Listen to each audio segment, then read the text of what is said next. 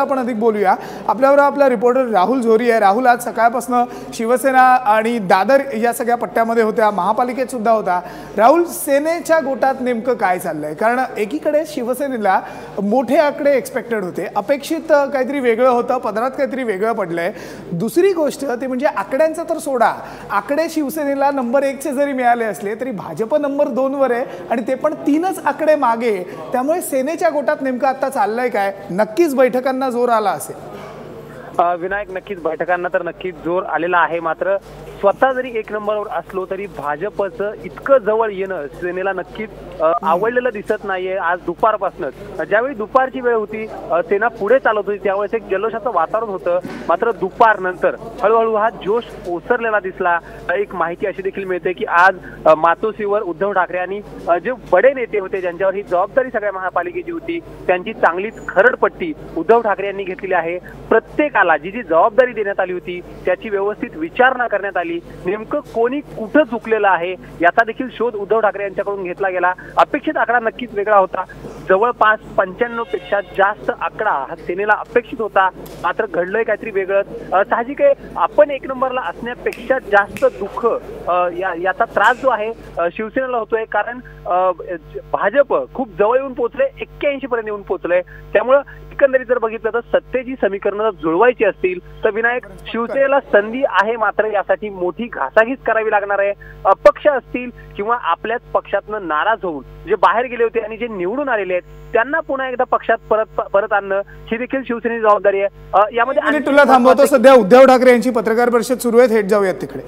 फक्त शिवसैनिकांची मेहनत आणि मुंबईकरांचे आशीर्वाद, त्या बळावरती त्या जोरावरती आम्ही इथपर्यंत आलेलो आहोत। प्रश्न असा आहे की काही राजकीय राज्य सरकारवर काय परिणाम मला माहित नाही काय होईल।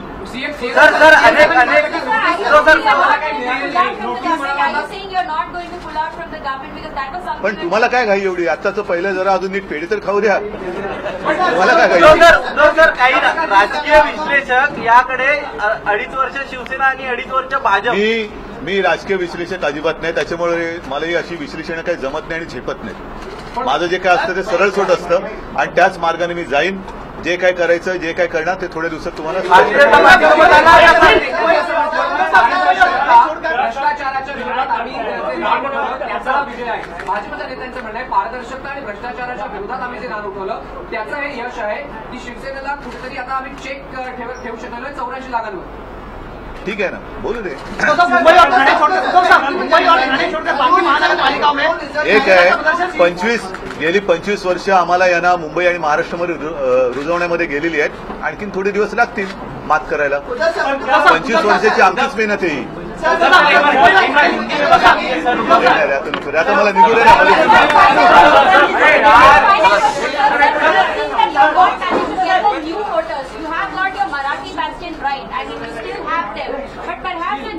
नाही, खास करून मराठी माता भगिनी आणि बांधवांचे तर मी लाख नाही, माझ्याकडे शब्द अपुरे आहेत त्यांना धन्यवाद देण्यासाठी।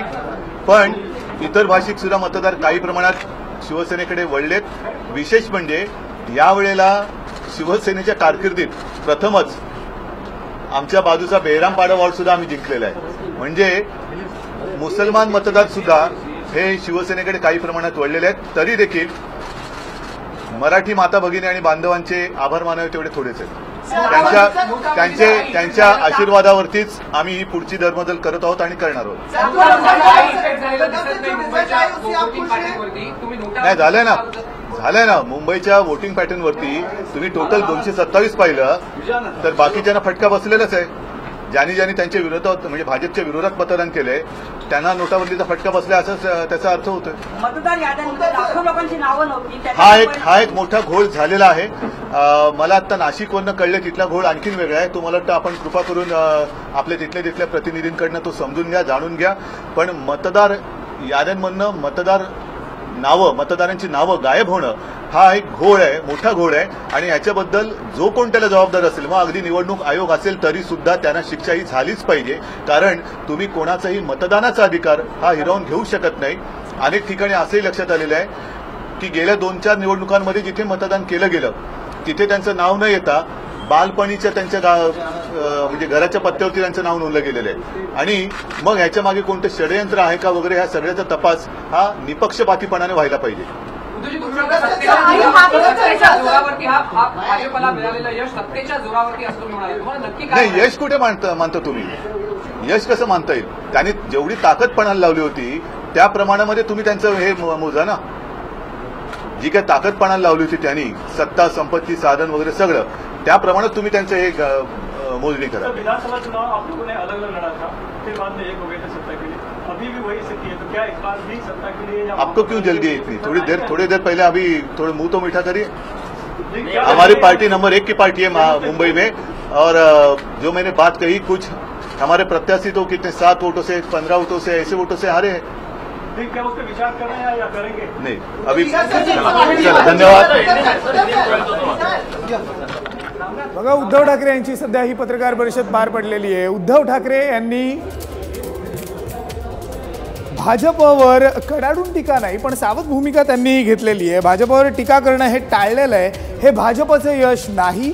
भाजपनी जेवढी ताकद लावली होती त्या प्रमाणात हे यश मिळालेलं नाही असं सुद्धा उद्धव ठाकरे सध्या बोललेले आहेत. आपला रिपोर्टर राहुल झोरी अजूनही आपल्याबरोबर आहे. मी पुन्हा एकदा राहुलकडे जातोय. राहुल, जे मुख्यमंत्र्यांनी आपल्या पत्रकार परिषदेत केलं, सावध भूमिका घेतली, तशीच सावध भूमिका उद्धव ठाकरे हे सुद्धा घेताना आपल्याला बघायला मिळत आहे.